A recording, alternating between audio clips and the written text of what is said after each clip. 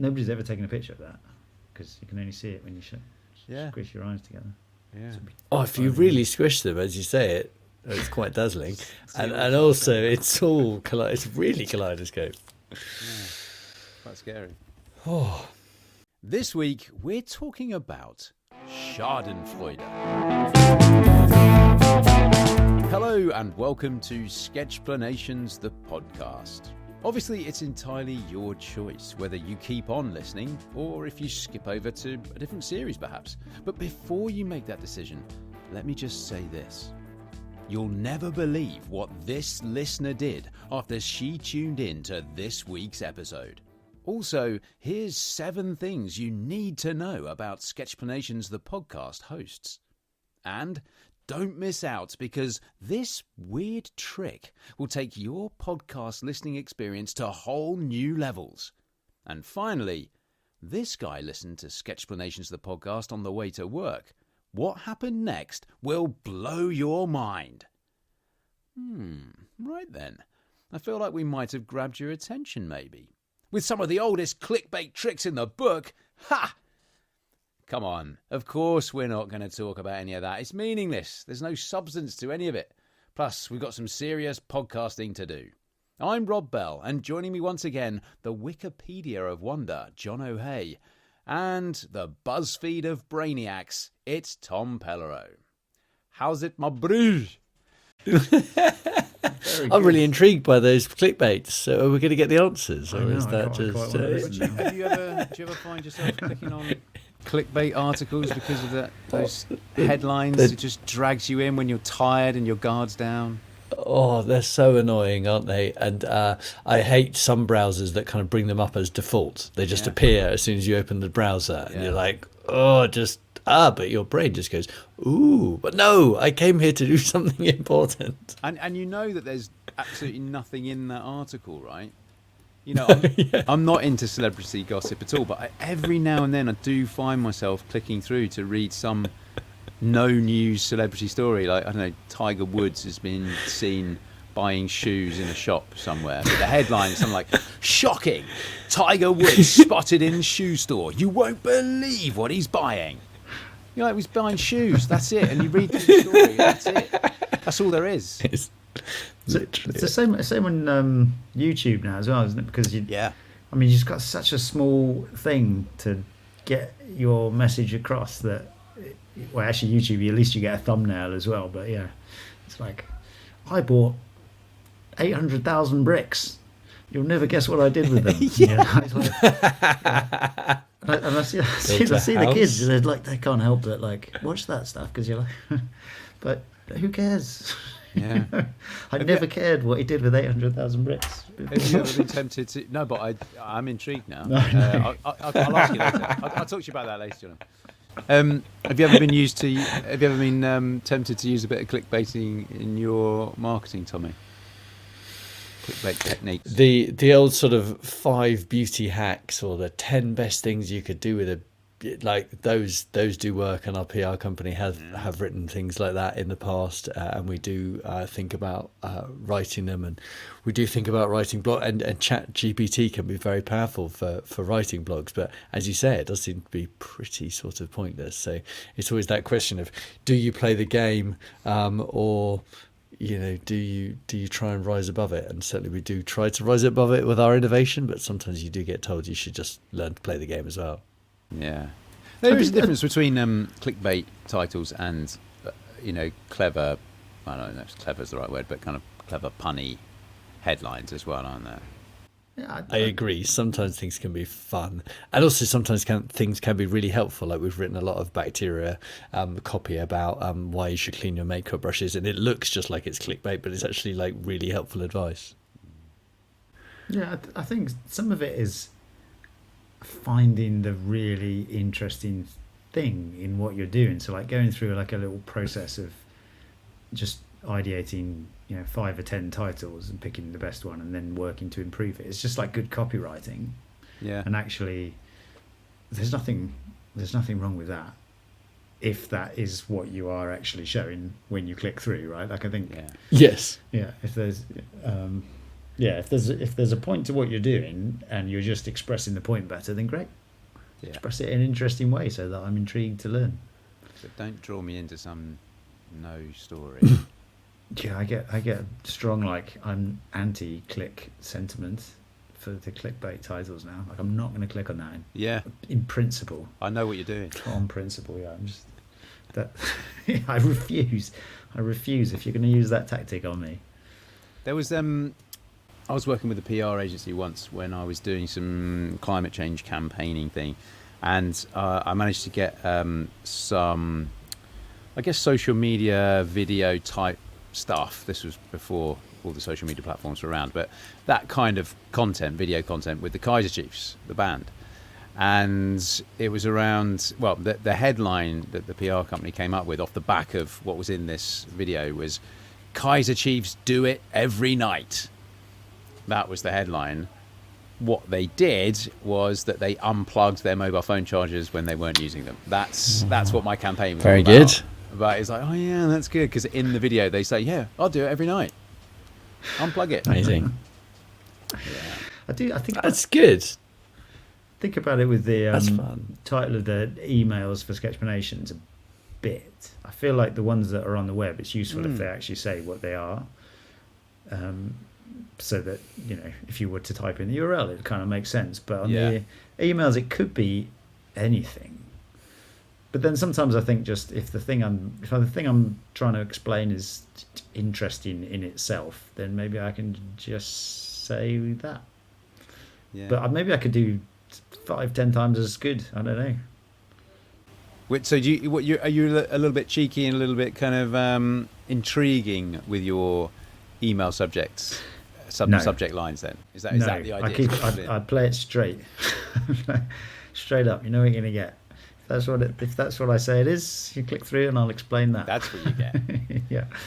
Well, that's good. That's refreshing. Because let's dispense with the clickbait, right? Do away with the sensationalism. Let's just be frank. What's about to happen next might not blow your mind, but it might expand your horizons. It might leave you deep in thought. Or at the very least, it will while away the next 40 minutes or so. I'll say it as plainly as I can. Here's this week's podcast. Rob, you're losing everybody. I want to know what the guy did with the bricks.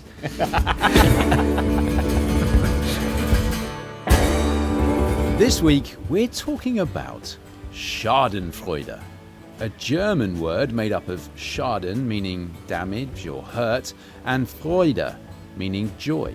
In other words, taking pleasure in others' misfortunes. And already, just thinking about it has brought a semi-reluctant grin to my face. But you should be able to see the scenario that Jono set out to explain this in his sketch up on your podcast player screens right now. But if not, then follow the link in the podcast description down below, and that will take you through to this illustration on sketchplanations.com, the home for the literally hundreds of sketchplanations in circulation. Jono, do you want to explain this sketch? Explain what's in the sketch a little bit, and then tell us a bit more about what schadenfreude is. Yeah, for sure. So yeah, the sketch is pretty simple. I was just literally trying to explain this concept and think up a scene where you could just see the situation happening, where you could understand from the participant's point of view that they're feeling it. And so what's happening is, in a way, there's almost like two here. So perhaps there's a bit double, right? So in the scene, you've got an innocent-looking person at the front of the picture who's carrying a massive pile of books, and they've just tripped up, and the books are about to fly everywhere. At the same time, funny. Yeah, it is funny. I'd laugh at that if you saw it happen. And at the same time, you've got some fellow in the background who's spotted that, and he's pointing at the person and laughing out loud with a bit of glee about the fact that they're about to drop all their books. And yet, that person is not paying attention to where they're going, and they're about to fall in a hole, which is right in front of them. And so the idea with this, as you might imagine, was, in a way, you can see that the guy at the back, who doesn't look very friendly, is laughing at the guy dropping the books. And so maybe they're feeling a bit of schadenfreude. which is the pleasure at someone else's misfortune. But what's going to happen next is the person who was being a bit mean perhaps is about to fall in the hole. And so even this innocent person who's about to throw their books on the floor might get a little satisfying feeling of revenge in a way at the person who's just been laughing at them as they fall into the hole. And I put on the quote there because I thought it was quite a nice quote. Like Friedrich Nietzsche once called it the revenge of the impotent, is schadenfreude. So yeah, taking a bit of pleasure at someone else's misfortune. Yes, is the idea. Yes. And it's and that quote there from Nietzsche, the revenge of the impotent, that goes on. That really says to me that, you know, that misfortune that's happened to that other person, it is likely nothing to do with you, the person who's enjoying that. Right. Yeah. And actually, I think often it's you perhaps experience it a bit more from a slight distance. It's a bit easier to experience it than right in somebody's face. It is. Tommy, what's your experience with schadenfreude? It's a number of different levels, isn't it? There's the slapstick humour level, which I think it can be just so hilarious to see. For some reason, there is a certain level of humour at seeing a certain level of misfortune happen to another. Often, actually, someone you know being the better. Like the more you know someone, and also for me, it does have to be quite innocent, like and clearly not too painful for them. I think it is quite important. But yeah, the slapstick humour of it is brilliant. Yeah, I mean, and so that let's just revel in that for a little while, shall we? Because I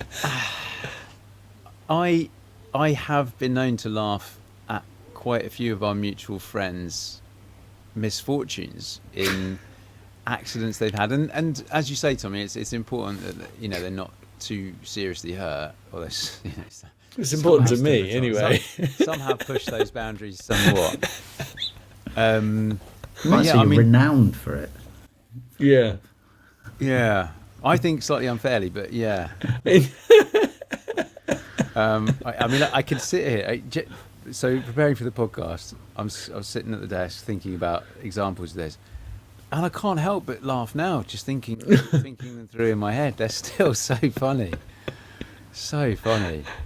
I mean, I could think of a friend Philly crashing over his handlebars, mountain biking down a track, and he broke his sunglasses. He flipped right over the front. He went over a big log. There's so many for our mate Knowlesy. Fell off a moped in Thailand and burnt his leg on the exhaust. Did a ski flip, back flip, unintended on his part, and he fractured his spine. He fell down a crevasse skiing on the mountains. On that second one, because I was very much there and unfortunately recorded it on my camera as he came down. And I seem to remember you were in fits of giggles, unable to, even when the ski patrol was arriving, you were kind of unable to talk to them because you felt so bad that you. And it's horrible. I didn't want to be laughing. I understood the seriousness of the situation and the amount of pain that he was in, but I couldn't stop laughing. Yeah, it does. But I'm not sure if that's schadenfreude though, and I'd be really interested to talk to you guys about that, because I think there's something else going on there. Because I really try not to laugh. I don't want to be laughing. I know that I shouldn't be. I feel like it's inappropriate laughing as opposed to schadenfreude. Does that make sense? Wonder. Yeah. Well, I started looking into inappropriate laughing. And there is like some stuff medically about that, right? It's on a sliding scale of severity, but it's also called paradoxical laughter, pathological laughter, and the pseudo-bulbar effect. And medically, it's been associated with various conditions such as schizophrenia and psychosis. Okay. I'm not saying... but it's not looking any better for you, Rob. It's not. But I'm not sure if it's schadenfreude that when I'm laughing at our friends who have hurt themselves, when I don't want to be, and I don't get any joy out of it other than the joy that laughter brings you. I don't know. It's a tricky one. There's some kind of wiring, some kind of emotional wiring mix-up in there, maybe. You're definitely not finding it funny in terms of revengefulness, right? Exactly. Or one-overmanship. You're just... It's just fun. There was so what I mentioned in the description of the sketch was, and it's part of what made me think of it at the time. There was a book by Tiffany Watt Smith called Schadenfreude, where she investigated, what Schadenfreude there was, and the joy at another's misfortune, or in fact why we feel better when bad things happen to other people. And I think in part of it there, and I read in an article about it, they distinguish between like good Schadenfreude and bad Schadenfreude. And a good, I don't know, I was thinking about this because babies and little kids, right, they will just laugh when, in fact, they love it when like adults hurt themselves in kind of a funny way, and like even as a baby. So I remember if the kids were like upset or they tripped over or anything, and actually our eldest would sometimes do that for our youngest now. As a way of cheering him up, he'd just do silly things like whack himself on the head or like walk into the pretend to fall over and pretend to fall over, and and it's the classic like stepping on a rake or something like that. And so some of that is I don't know, there's something quite innate there, but there's no sense of that revenge or gloating or anything like that. And then there was the bad Schadenfreude, which was this, you have the pleasure but it's swirled a bit with shame, which was does me laughing at this say something terrible about me, that I'm I'm really happy that guy didn't get the promotion because I really don't like him and they were mean to me, like that kind of thing. Yes. As opposed to somebody hurt themselves, because I think when I mentioned that we were going to talk about this, because my wife has a similar reaction to you, Rob, when I hurt myself. Which is funny because it's very mild mannered generally, but I was trying to think. We were in the mountains in the snow, and we went sledding, and we had this like round sled, and we'd hiked up the hill, and the kids were having a brilliant time, and I hiked up, and I was going to lie on the sled and go down on my chest face first, and of course I put the sled down, holding it with both hands, and the first thing that happened, facing downhill, and the first thing that happened was the sled went off on my hands, and I face planted into the snow, and it really quite hurt.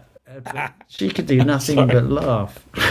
And it's the same, you're walking around in the bedroom and you catch your knee on the corner of the bed or something, and for some reason it's just funny. And I don't think she's got some secret like, oh great, he's finally getting a taste of his own medicine there or something.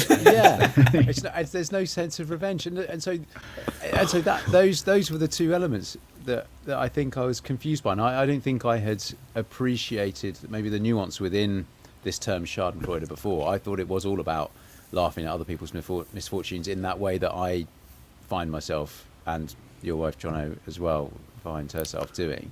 But there is more nuance, and so are you saying that there's kind of good Schadenfreude and bad Schadenfreude, if you want to kind of simplify it? That's what they talked about. So I think like in perhaps in the ones that you're doing, you don't have that sense of shame. So like a lot of the other examples are quite like you perhaps you find it a bit funny, but you also realise that you shouldn't find it funny, and you perhaps don't like it that much. And so I was trying to think of so one that would happen for me, which is probably in the bad side, was I've had these times when like you're driving along perfectly fine, there's a really aggressive driver comes up behind you, they're pushing past you, eventually they just zoom around you, and then it's somehow really satisfying to me to catch up with them in a minute, with them sat at a traffic light and me just roll gently past them and just looking at their window, and it should. I mean, they should just be another car as by the time I get to the traffic light. Absolutely. But they're not. There's something about like, see, you can just drive even, normally. Even better, when they sped past you, they get flashed by a speed camera. That you'd just be like, or you see him being pulled over for a speeding ticket or brilliant. something. Yes. So, but that one, like there, you're actually reveling a bit in Yes. genuinely their misfortune, and it is a bit more of the revenge side of it, isn't it? Yeah, I was thinking about this earlier. I came up with the term the villain's comeuppance. Mm. That's yeah, that about does it. Another example of that, and that, I didn't come up with this. I read it somewhere. After a waiter has perhaps been treating you quite rudely in a restaurant, you might secretly enjoy seeing him trip up and drop his tray and having soup all over himself later on. It's that villain's comeuppance, right? Yeah, initially it was funny. I was thinking about films and villains as well, because actually, in some ways, at least a lot of like Western plots for films, like bad guys getting their comeuppance is like a really central part of a plot, isn't it? You know, James Bond would be like doing some gag while they're explaining their undoing and how everything's not working for them. And I guess as a viewer, you sort of there's something clearly we really like about it. Yeah, there must be something in us that sort of enjoys seeing that. Maybe it's a sort of karma thing as well. I wonder if the laughing aspect is something clearly it amuses us, but a lot of these things come from somewhere, and certainly I find when kids kind of hurt themselves, sometimes I have to be really careful not to clearly be laughing, and Poppy gets quite angry sometimes if I'm laughing and I have to like look away and not talk, but it's like, but that was quite funny, but obviously she doesn't, but also pain can often be healed by laughing oneself. So I don't know if that kind of helped by us laughing at them, they then laugh, like that expression, laugh it off, or that sort of thing. Maybe it's something we do to kind of encourage that person to also laugh and sort of get themselves through that pain potentially. I don't know, or if it is just purely an evil thing. No, like it could be like a manner of coping in many ways. But again, I think in that sort of, like, you certainly don't wish your daughter to hurt herself in any way, right? So it's a bit different. I was some of the examples were, and actually one that came to me a lot was in football, and as a football fan. Go on. Well, I think it's just little more satisfying. Like if you go to watch a game and there's a really niggly player in the other team, and they're always like, I don't know, falling over, getting free kicks, leaving their leg in, complaining to the ref. It's so satisfying if they go on to like get sent off or miss a penalty or something, right? Yeah, it is. Like, and you're like, take that. Yeah. And apparently there was a study in 2015 where fans smiled more readily when rivals missed a penalty than when their own team scored. I believe it. I totally believe it. And it's so harsh, isn't it? Yeah, and then the sort of classic one, obviously, like, Germany being so good as a football team for basically our whole lifetime, and so I think it's sort of built in for England fans to have this like satisfaction, secret sort of satisfaction if Germany are not doing well. Yeah. And apparently when Germany went out to Spain in the World Cup, the viewership skyrocketed as everybody came in to listen and watch them go out. But that's and it is there. I think it's like because they've been so good for so long, and there's a sense of like justice at last. Very topical given the origin of the word. Yeah, perhaps. Although somebody I did read somewhere that maybe it came from I mean it's a German word, but from Dutch as a concept originally.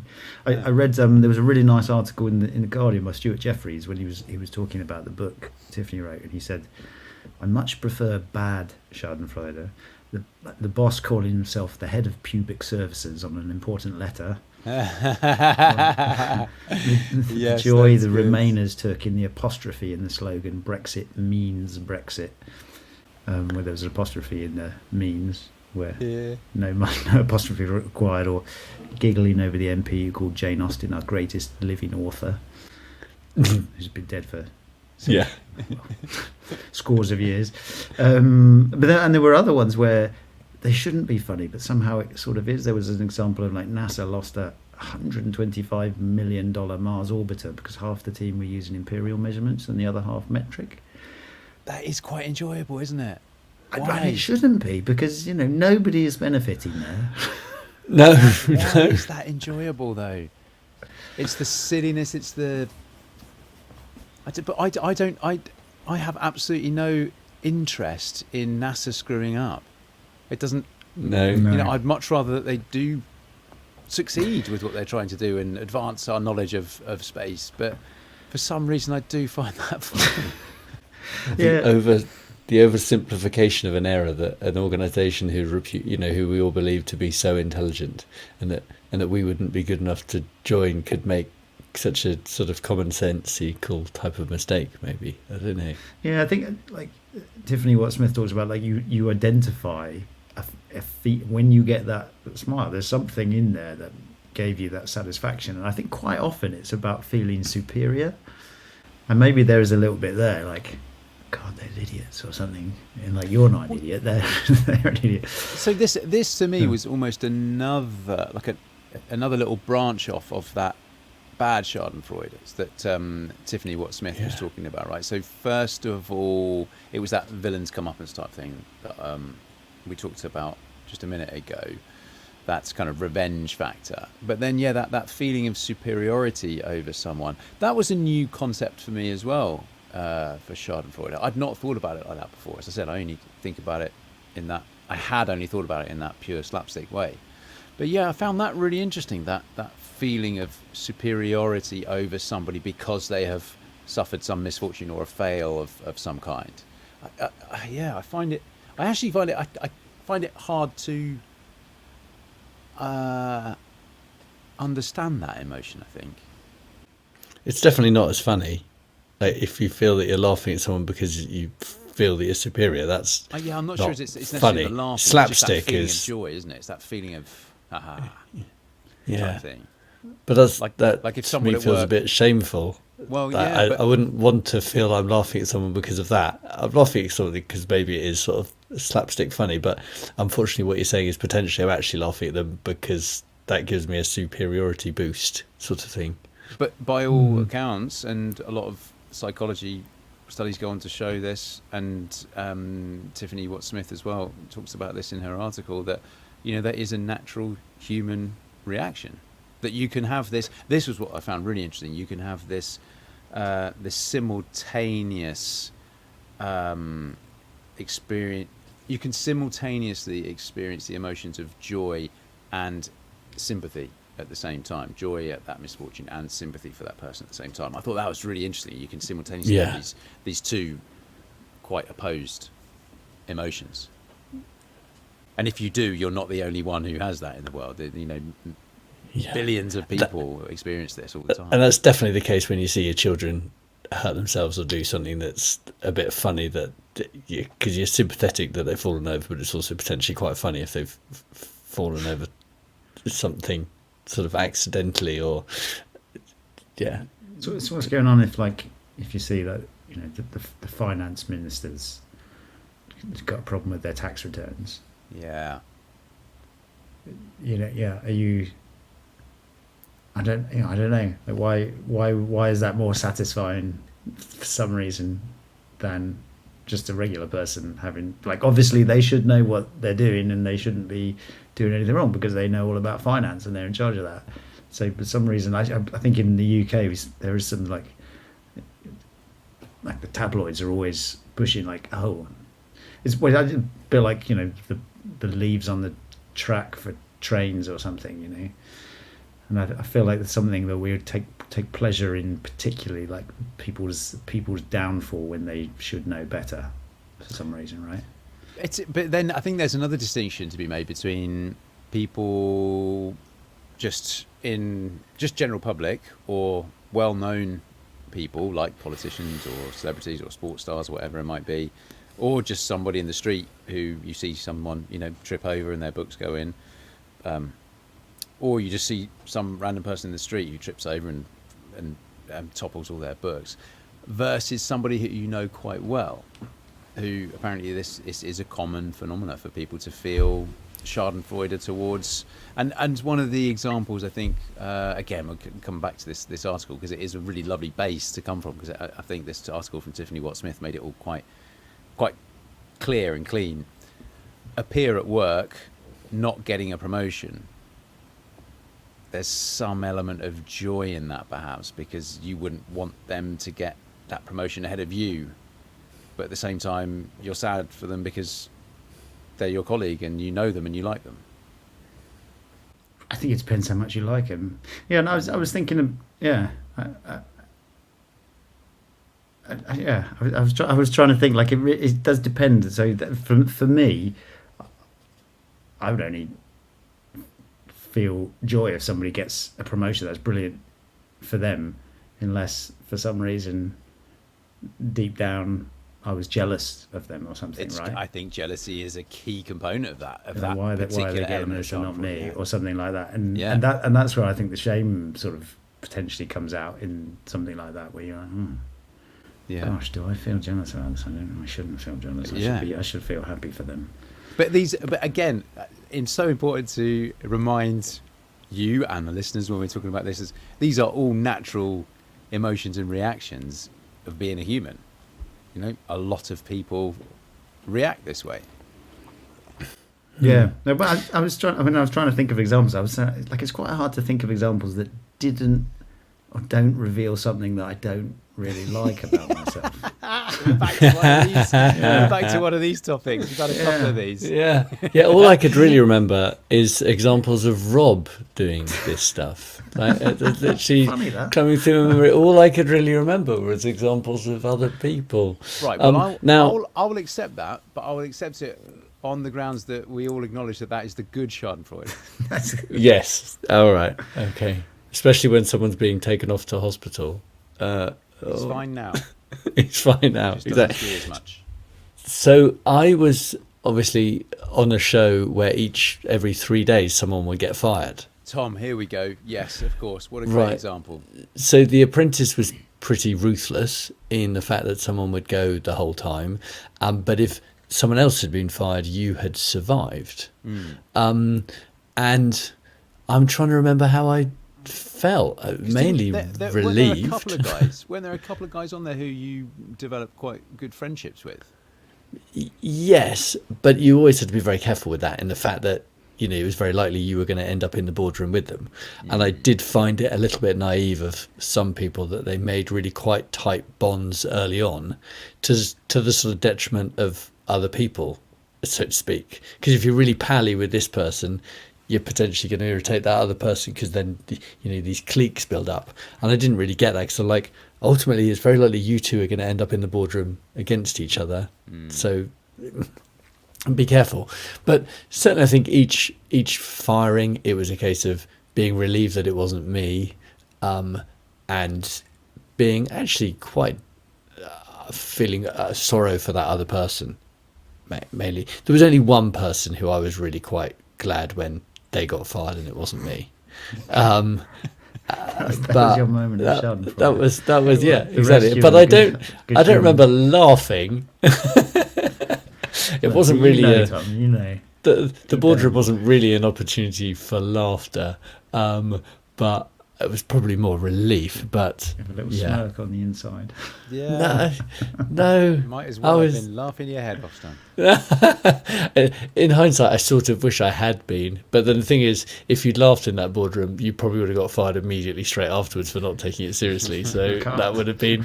So then that person would have had their thingy against, you know, their schadenfreude against me. So or karma, I think is probably the best word for it. Well, Tom, you raised an interesting point there. Are you guys aware of schadenfreude that other people have experienced due to your own misfortunes, failures, misgivings? I'm sure for how many weeks did I lose in The Apprentice? It was a lot, wasn't it? It's probably a lot of people are laughing at me being bad again. That was your secret, Tom, because you lost them all. Everybody felt superior to you already. Yes. And you snuck up through the end. It took them by surprise. I'm sure. I was thinking of this one time when, again, and this was once where it doesn't necessarily reveal. Well, it reveals in hindsight something I'm like, I wasn't being the best person there. Well, there's no judgment. There's no judgment Thank in this podcast. Thank you. Schadenfreude is anonymous. Yes. Go on. So my name's Jonathan, and I first felt Schadenfreude. No, we had a housemate we were living with in the US. Brilliant guy. We were great friends. I remember we bought these really nice wine glasses, and we always washed them up. And I remember that he'd used one. He put one in the dishwasher, and it had broken. And I remember feeling, it's a bit annoying. We always wash these out, right? And I remember saying to him, with the glasses, it's much better if you wash them up. And he was like, oh, well, how would you normally do it? And so I was just like this, get really hot water, swirl it round, boom. And then I held the glass, and I was like, and then I just give it a little shake, boom, and I shook it in the air and smashed it on the tap. the second glass.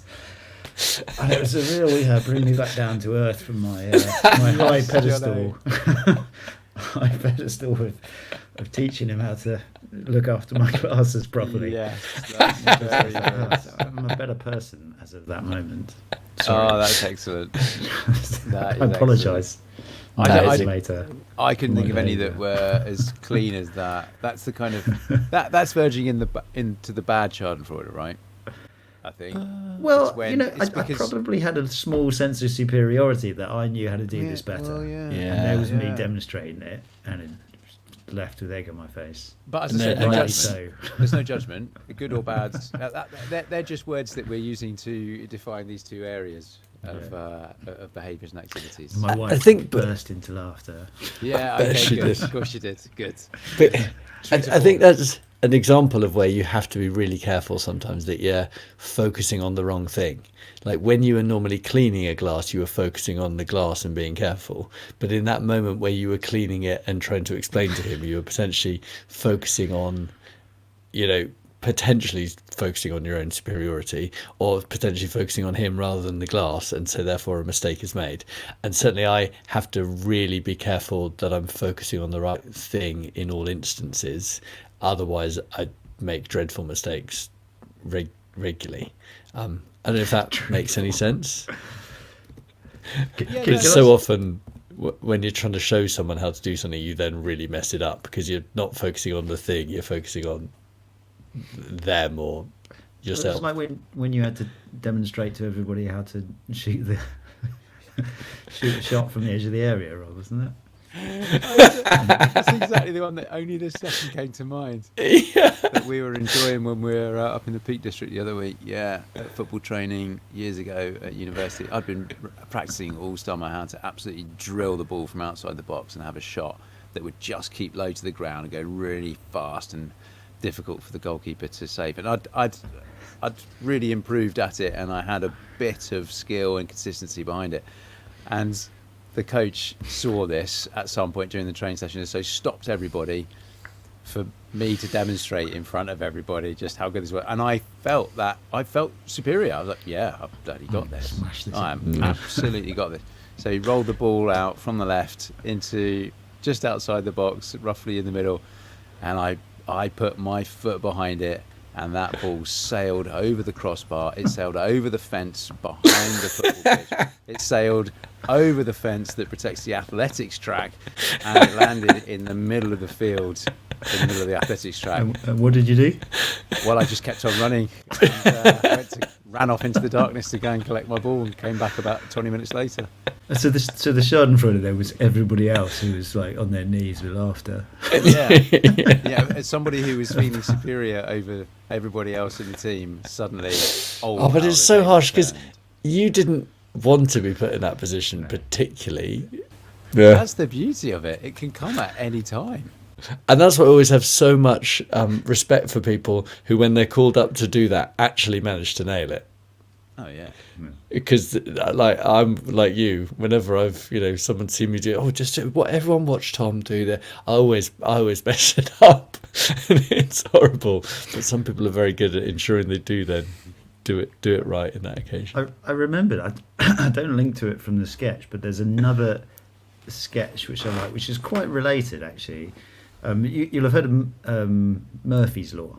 Yeah. Yes. So Murphy's always like, if it can go wrong, it will go wrong. And Murphy's always like, wallowing in, of course it went wrong.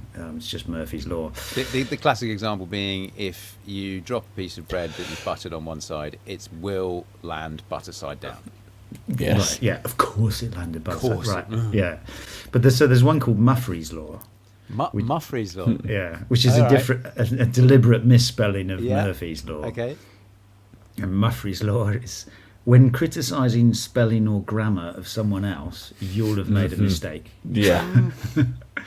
Yeah. Which is just such a classic scenario where you take, it's exactly me with the wine glass. Take at pains to point out the proper way to do it, and then absolutely smash it out.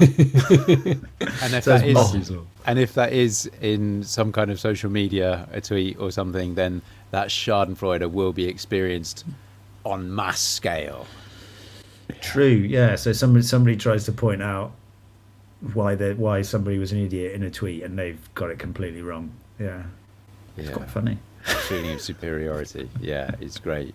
What I did another aspect in that article, John, that I thought was really interesting is that how you might be able to use schadenfreude when you experience it to better understand some of the relationships you have, or better understand your own psychology.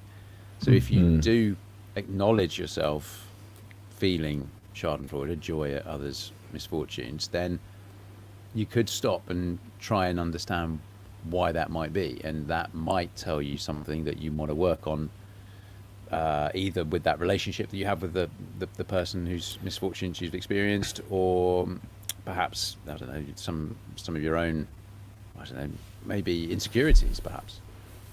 Yeah, exactly. And I remember that was what I think made me take it on as a concept, partly because for a long time I was like, people say this word and I'm not quite totally sure what it was, and when I was reading about it, I just thought it was really fascinating that it wasn't just this silly thing of laughing at somebody like a "you've been framed" kind of video, they tripped over, but actually it can tell you about yourself. And so I was thinking of like the driving one, which is something I probably would feel, of like being able to go past this driver who was really aggressive to me, and there I'm like, okay, well maybe have I got like a sense of justice there, that this is the way you ought to operate in this world, and when you're driving, and how you should relate to other drivers on the road, and that's what's making me feel that. Or I was trying to think of other examples, and I was like, this is the one, finding things that you don't really like about yourself. I was thinking, if you had like somebody who was a massive health food fanatic, and then you walk past and you spotted them in McDonald's in the window, right, you might annoyingly fanatical about it, right? Annoyingly fanatical, exactly. Just always just super healthy. I know what you mean. And so if I would get that little twinge of pleasure at seeing him there, like, what is that? Do I wish that I could really eat as well? I wish I had their discipline to eat as well as they do. Yeah. And it's like satisfying to me that actually, no, they're just like me. They're just as bad as me or something. I don't know.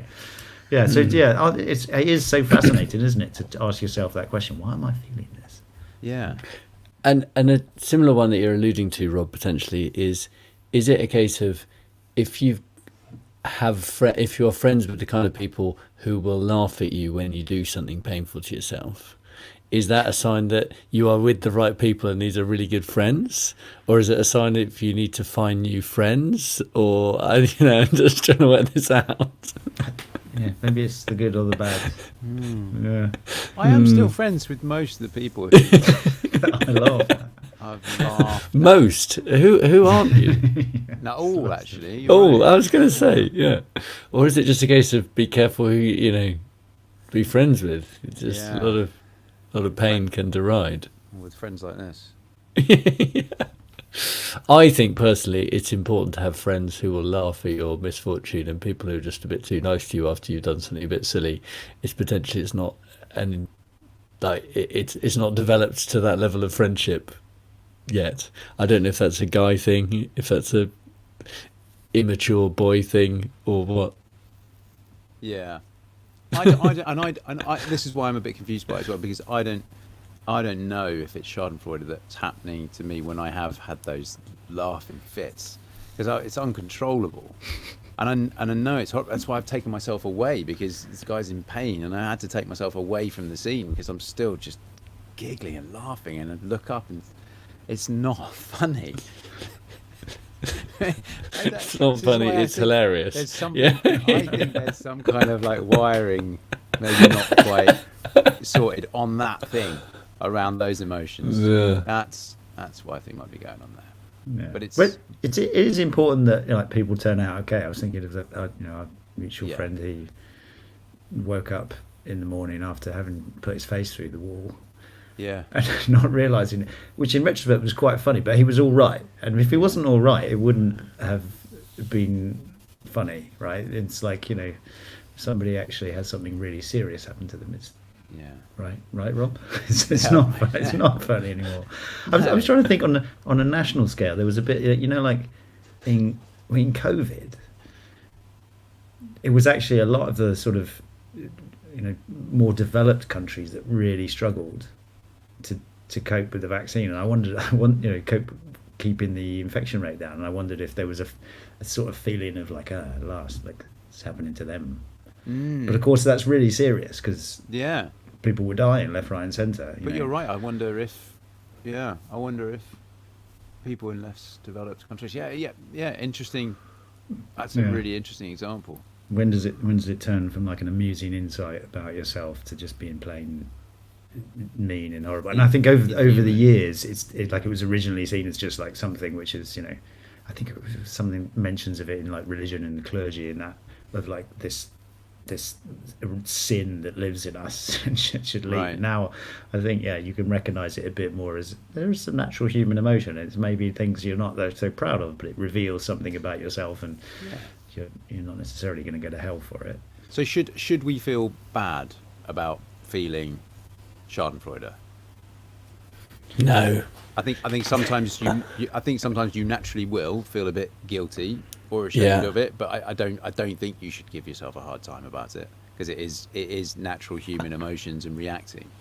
You potentially got to ask, is this good schadenfreude or bad schadenfreude kind of thing? Is this this is funny and slapstick, I'm going to make sure the person's all right, but it was quite amusing, and don't necessarily let them see that I'm laughing at them? Or is this like actually slightly evil schadenfreude, and maybe if it is, then maybe you have to have a bit of a word with yourself. Yeah, or just try and, as we were saying, just try and acknowledge and analyse where that's coming from. Yeah. And there's probably something you need to sort of work out within yourself. Possibly.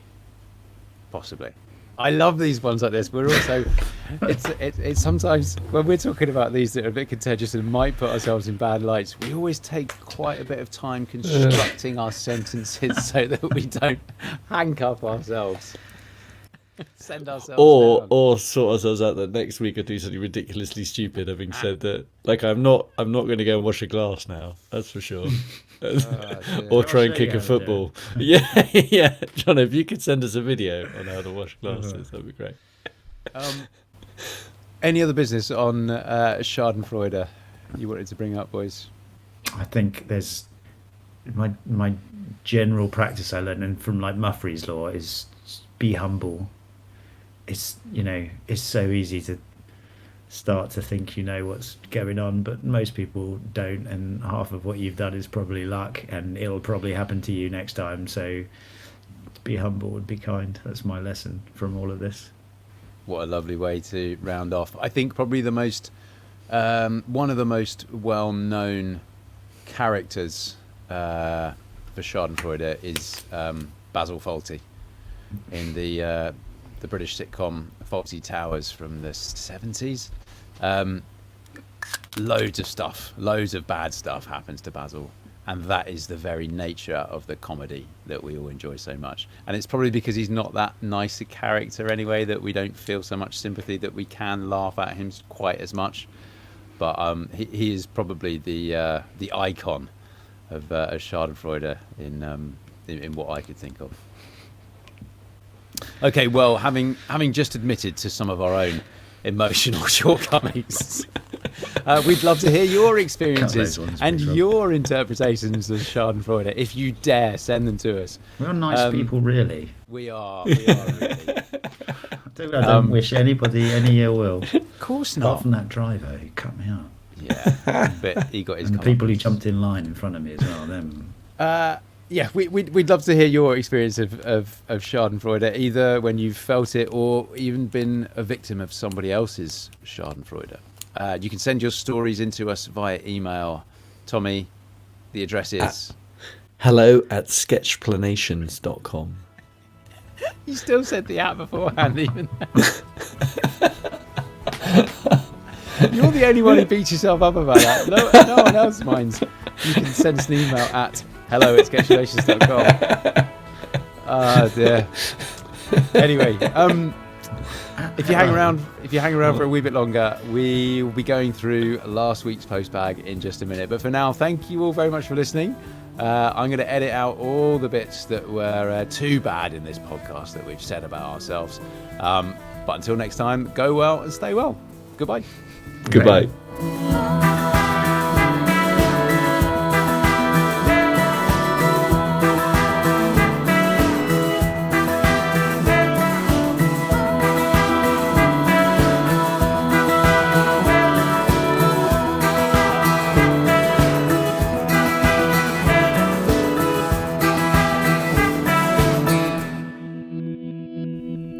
All music on this podcast series is sourced from the very talented Frank Cinelli.